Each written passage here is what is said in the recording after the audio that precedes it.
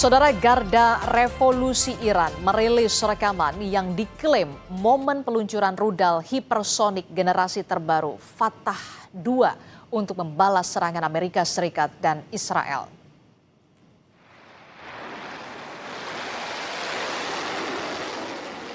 Rudal penerus Fatah I adalah misil dengan pendorong hipersonik yang dapat melesat hingga 5 kali kecepatan suara dengan kemampuan manuver tinggi.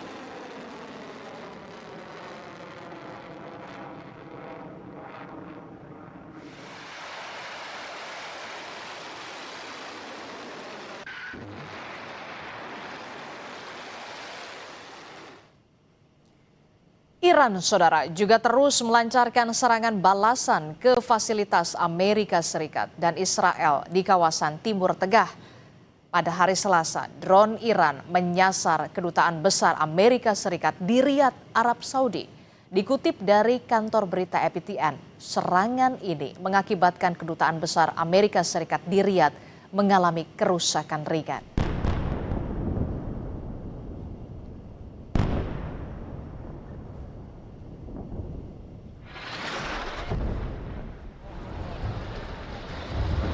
Sementara Israel melancarkan serangan udara ke sebuah gedung di Sidon, Lebanon. Bom yang dijatuhkan pesawat Israel menghantam sebuah gedung di kota Sidon, Lebanon. Israel mengklaim target tersebut merupakan fasilitas militer Hizbullah. Israel telah kembali menyerang Lebanon dengan alasan membalas serangan Hizbullah pada hari Senin.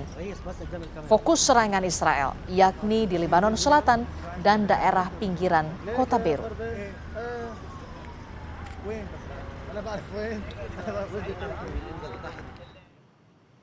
Sebelumnya, saudara, Israel kembali melakukan serangan udara Beirut, Lebanon.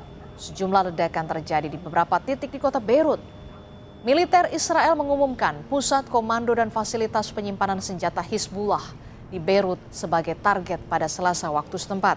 Serangan Israel di Beirut menargetkan kawasan Haret Hrik di selatan Beirut dengan alasan pertahanan di perbatasan dan melindungi warga Israel dari potensi serangan Hizbullah. Militer Israel menyebut serangan ini langkah taktis untuk keamanan warga sipil.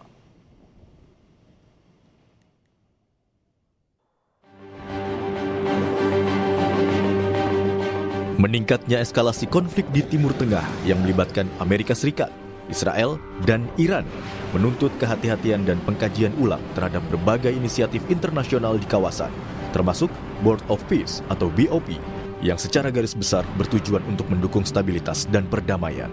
Namun, keterlibatan Amerika Serikat sebagai salah satu aktor utama Board of Peace dalam eskalasi militer besar di kawasan Timur Tengah menimbulkan pertanyaan mengenai efektivitas dan kredibilitas forum tersebut. Menurut anggota Komisi 1 DPR fraksi PKB Syamsur Rizal, secara organisasi, Board of Peace masih efektif, namun tak lagi efektif sebagai langkah komunikasi yang bertujuan untuk perdamaian. Syamsur Rizal bilang, keberadaan Indonesia dalam keanggotaan Board of Peace masih dibutuhkan untuk kepentingan diplomasi. Kalau sebagai organisasi, BOP ini mungkin masih bisa efektif, tetapi sebagai sebuah langkah komunikasi dan campaign, itu hampir tidak mungkin efektif.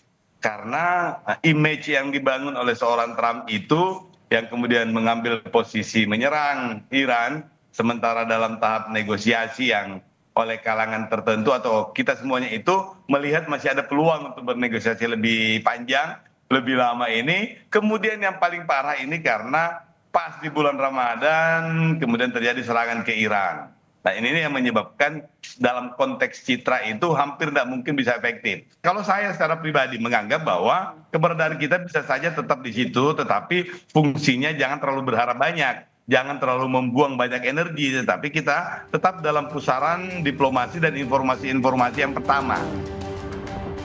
Sebelumnya, Majelis Ulama Indonesia mendesak pemerintah Indonesia keluar dari Board of Peace, menyusul serangan Amerika Serikat dan Israel terhadap Iran.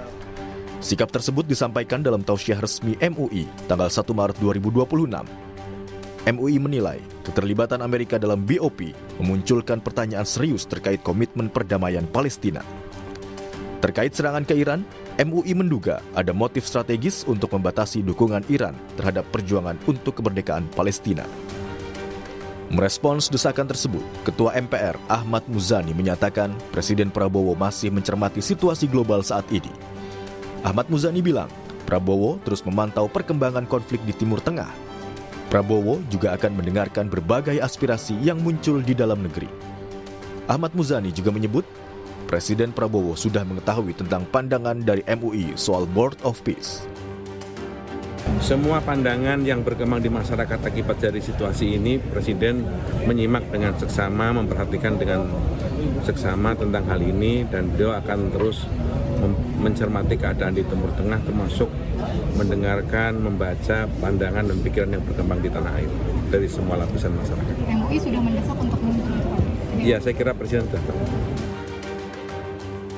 Kini, langkah pemerintah Indonesia untuk mengambil sikap dalam Board of Peace usai serangan Amerika Serikat dan Israel ke Iran ditunggu, termasuk untuk mengkaji ulang efektivitas dan kredibilitas Board of Peace sebagai forum untuk mewujudkan perdamaian.